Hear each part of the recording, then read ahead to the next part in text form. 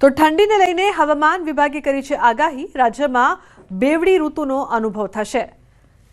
રાત્રે ઠંડી અને બપોરે ગરમીનો અહેસાસ થશે। લઘુત્તમ તાપમાન 15 થી 16 ડિગ્રી રહી શકે છે, તો મહત્તમ તાપમાન 30 થી 32 ડિગ્રી સુધી રહેશે। મહત્તમ અને લઘુત્તમ તાપમાન થશે વધઘટ। આગામી 7 દિવસ સૂકું વાતાવરણ રહેશે। પવનોની દિશા બદલાતા ઠંડી ગરમીનો અહેસાસ જોવા મળશે। आने वाले 7 दिनों के लिए और मिनिमम टेम्परेचर की बात करेंगे तो मिनिमम टेम्परेचर आने वाले 7 दिनों के लिए 9 लाख चेंज में रहेगा, यानी ज़्यादा सिग्निफिकेंट चेंज नहीं होगा मिनिमम टेम्परेचर में।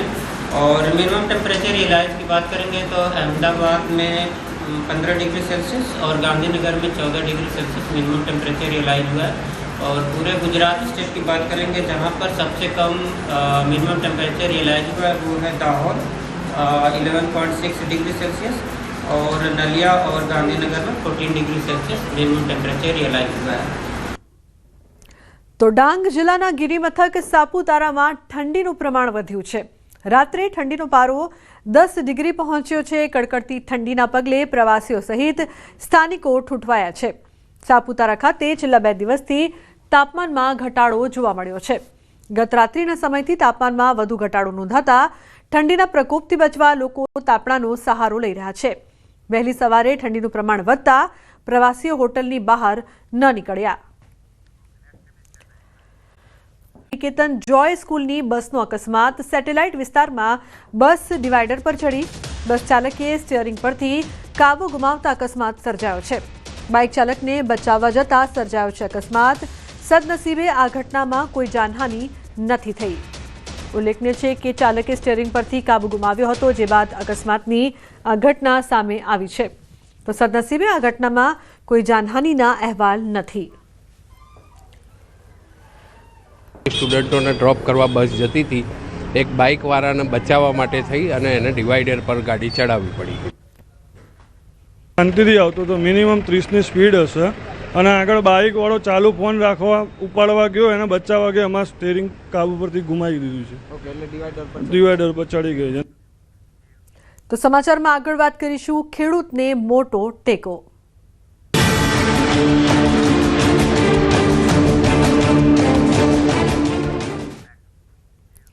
અરવલ્લી જિલ્લામાં મગફળીની ખરીદીની કામગીરી વહેલી સવારે શરૂ થઈ છે, જ્યાં ટેકાના ભાવે મગફળી વેચવા ખેડૂતો મોટી સંખ્યામાં ઉમટી પડ્યા હતા।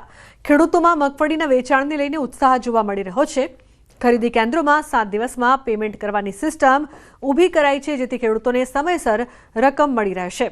ખેડૂતો દ્વારા ટેકાના ભાવે મણ દીઠ 200 રૂપિયાનો વધારો કરવાની માંગણી પણ ઉઠી રહી છે।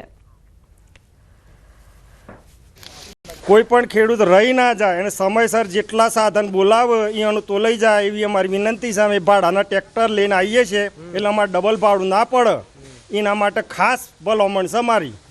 અને જે તોલાટ તો જોયો બહુ રેગ્યુલર તોલાય છે એ પ્રમાણે તોલ અને કોઈ 1-2 ગ્રામમાં ઓછું વધતું હોય તો કોઈ ખેડૂતનું દુઃખ ના થાય અને એની મગફળી લેવાય અમારી વિનંતી છે। બહુ શુભ શરૂઆત સારી કરી છે અને બહુ શાંતિપૂર્વક ખેડૂતો માલ તોલાવે છે અને સારી રીતે તોલાટ પણ સારું છે, કોઈ તકલીફ પડતી નથી અને ખેડૂતશ્રીએ સંતોષ છે બધાને। પણ અમારી રિક્વેસ્ટ એવી છે સરકારશ્રીને હજી સુધી કે ભાઈ 1452 રૂપિયા જે ભાવ છે એ લગભગ 1700-1800 રૂપિયા થાય અને સરકાર એટલા પૈસા જો આપતી હોય ખેડૂતોને તો ખેડૂતો 2 પૈસા કમાય અને થોડા સુખી થાય। અરવલ્લી જિલ્લામાં 17,000 ખેડૂતોએ જે મગફળી વેચવા માટે રજીસ્ટ્રેશન કરાવ્યું છે અને હવે જે પ્રકારે ગઈકાલથી મગફળી ખરીદવાની શરૂઆત કરવામાં આવી। સરકાર દ્વારા દ્રશ્યો બતાવી દઈશ કે જે પ્રકારે જે મોડાસા બાજકોટ ખાતે જે ખરીદ કેન્દ્ર છે ત્યાં 50 જેટલા ખેડૂતોને મેસેજ કરવામાં આવ્યા હતા અને અહીં મોટી સંખ્યામાં વહેલી સવારથી ખેડૂતો આવી રહ્યા છે અને પોતાની જે મગફળી છે તે સરકારને વેચી રહ્યા છે। લગભગ જે સરકારનો જે ભાવ છે ટેકાનો મણ દીઠ 1452 રૂપિયા એ પ્રમાણે માલ લેવામાં આવ્યો છે। 3 ટન વજન કાંટા લગાવવામાં છે। અત્યારે તમે દ્રશ્યો બતાવીશ કે અલાયદી વ્યવસ્થા છે, જે પ્રકારે ખેડૂતો આવે તો તેમના માટે કોઈ તકલીફ ન પડે તેવી વ્યવસ્થા કરવામાં આવી છે। અને જે પ્રકારે સરકાર દ્વારા જે નક્કી કરેલા જે ભાવ છે એ ભાવ સામે ખેડૂતોની અપેક્ષા એ છે કે જે પ્રકારે સતત મગફળીમાં જે આવક ઘટી રહી છે તેના કારણે તેમનો જે ભાવ છે ટેકાનો તે 100 થી 200 રૂપિયા વધારવામાં આવે, જેથી તેમનો જે નફો છે તે વધી શકે, કારણ કે સતત કમોસમી માવઠામાં તેમનો જે ઉતારો છે પાકનો તે ઘટી રહ્યો છે। આ સંજોગોમાં ખેડૂતોની આ માંગ છે કે સરકાર ટેકાના ભાવમાં થોડો વધારો કરે, પરંતુ હાલ મોટી સંખ્યામાં ખેડૂતો મગફળી વેચવા માટે આવી રહ્યા છે। હાર્દિક પટેલ, ન્યૂઝ 18 ગુજરાતી, અરવલ્લી। તો બીજી તરફ ગીર સોમનાથ જિલ્લામાં ટેકાના ભાવે મગફળી ખરીદી પ્રક્રિયાનો પ્રારંભ કરવામાં આવ્યો છે। ખેડૂતોએ સરકારની આ પહેલને રાહતરૂપી ગણાવી હતી, તો બીજી તરફ વજનની નીતિ પર ખેડૂતોએ અસંતોષ વ્યક્ત કર્યો હતો। ટેકાના ભાવે મગફળી ખરીદી માટે હાલ 35 કિલો વજનની શરત રાખવામાં આવી છે, પરંતુ ખેડૂતોનું કહેવું છે કે કમોસમી વરસાદના કારણે મગફળીની ઉપજ ઓછી રહી છે અને દાણા પૂરતા સુકાયા નથી, જેના કારણે વજનમાં ઘટાડો થયો છે। ખેડૂતોની માંગ છે કે વજનની મર્યાદા 30 કિલો સુધી રાખવામાં આવે। બીજી તરફ ખરીદી કેન્દ્ર પર અધિકારીએ જણાવ્યું હતું કે ટેકાના ભાવે મગફળી ખરીદીમાં ખેડૂતોને કોઈ પ્રકારની અગવડતા ન થાય તે પ્રકારની વ્યવસ્થા કરવામાં આવી છે।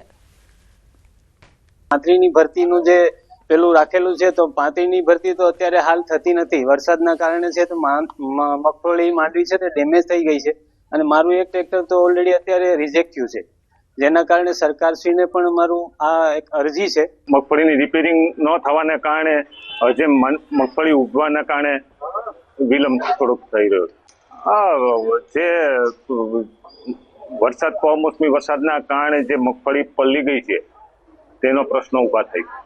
છેલ્લા 2 દિવસથી ગુજરાત સરકાર દ્વારા ટેકાના ભાવે મગફળીની ખરીદી છે તે કરવામાં આવી રહી છે। જો કે ગઈકાલે ગીર સોમનાથ જિલ્લાના 3 જેટલા સેન્ટરોની અંદર 5 થી 10 જેટલા ખેડૂતો છે તેમને બોલાવવામાં આવ્યા હતા, પરંતુ આજે 40 જેટલા ખેડૂતો છે તેમને બોલાવવામાં આવ્યા છે। તો બીજી તરફ ટેકાના ભાવે જે મગફળીની ખરીદી થઈ રહી છે તેમાં હવે ખેડૂતોમાં છે તે ક્યાંક ને ક્યાંક વિરોધનો વંટોળ ઉઠ્યો છે, કારણ કે ગીર સોમનાથ જિલ્લાની અંદર વરસેલા કમોસમી વરસાદને કારણે મગફળી છે તેમણે પોતાની ગુણવત્તા ગુમાવી છે અને તેમને કારણે જે વજન છે તેમને લઈને મોટો ઇસ્યુ ઉભો થયો છે, કારણ કે ખેડૂતોનું કહેવું છે કે હાલ જે સરકાર મગફળી ખરીદી કરી રહી છે તેમાં 30 કિલોનો વજન છે, 35 કિલોનો વજન છે તે રાખવામાં આવે છે અને ખેડૂતોની માંગ છે કે આ મગફળી છે તે તેમની ગુણવત્તા ગુમાવવાને કારણે આ વજન છે તેમને ઘટાડવામાં આવે, કારણ કે ખેડૂતોની મગફળી છે તે થોડી ડેમેજ થઈ છે અને તેમના કારણે ખેડૂતો માંગ કરી રહ્યા છે કે 35ની જગ્યાએ 30 કિલો મગફળીની ભરતી કરવામાં આવે, જેથી કરીને બધા જ ખેડૂતોની મગફળી છે તેમની ખરીદી કરી શકાય। દિનેશ સોલંકી, ન્યૂઝ 18 ગુજરાતી, ગીર સોમનાથ। સમાચાર સુરતથી ધારાસભ્યના નામે ઉઘરાણું કરાયાનો મામલો સામે આવ્યો છે। કુંવરજી હળપતિએ જાહેર મંચ પરથી આ ખુલાસો કર્યો હતો। મુકેશ અને ગોટુ પર ઉઘરાણું કર્યાનો આરોપ લગાવ્યો હતો। ધારાસભ્યના આરોપ બાદ ગોટુએ સ્પષ્ટતા કરી છે। 500 કર્મચારીઓનો પગાર અને બોનસ બાકી હતું। કર્મીઓની રજૂઆત બાદ કંપનીમાં વાત કરવા ગયો હતો। ધારાસભ્યએ લગાવેલા આરોપોને ખોટા ગણાવ્યા છે। મિત્તલ ચૌધરી ઉર્ફે ગોટુ વદેશિયા ગામના છે સરપંચ। એમએલએ આરોપ સાબિત કરી આપે તો જાહેર જીવન છોડી દઈશ। દિવાળી સમયે 500 જેટલા કર્મચારીઓનું બોનસ બાકી હોય અને સરપંચ તરીકે 20 યુવાનો મારા ગામના મારી પાસે આવ્યા અને ફરિયાદ કરી અને જે તે કંપનીમાં કોસ્મિક સોલર પાવરમાં હું વાત કરવા ગયો અને વચલો રસ્તો કાઢીને કે જે કોઈ હોય તે લેબર લો અને એના પ્રમાણે એ યુવાનોને કાર્યકર્તા કે કર્મચારીઓને પગાર આપવામાં આવે। તો સંઘ પ્રદેશ દમણ અને દાદરાનગર હવેલીના પ્રશાસક પ્રફુલ્લ પટેલની પોસ્ટના કારણે વિવાદ સર્જાયો છે। સોશિયલ મીડિયામાં કરેલી પોસ્ટમાં તેમણે ભારતીય જનતા પાર્ટીના ઉમેદવારોની જીતની પ્રશંસા કરી હતી, જેના પર એઆઈસીસી સભ્ય ગૌરવ પંડ્યાએ પ્રશાસકની નિષ્પક્ષતા પર સવાલ ઉઠાવ્યા છે। એઆઈસીસી સભ્યએ પ્રશાસક પર બીજેપી માટે કામ કરવાનો આરોપ લગાવ્યો છે। આવું તો આજ સુધીના ઇતિહાસમાં ક્યારેય થયું જ નથી કે અંદર મનમાં રાજી થયા હશે, જઈને મળી આવ્યા હશે, અભિનંદન આપ્યા હશે, પણ તમે જાહેરમાં ટ્વીટ કરો, દેટ શોઝ કે the hall attitude was a partition attitude, એક પક્ષીય કામગીરી કરી છે।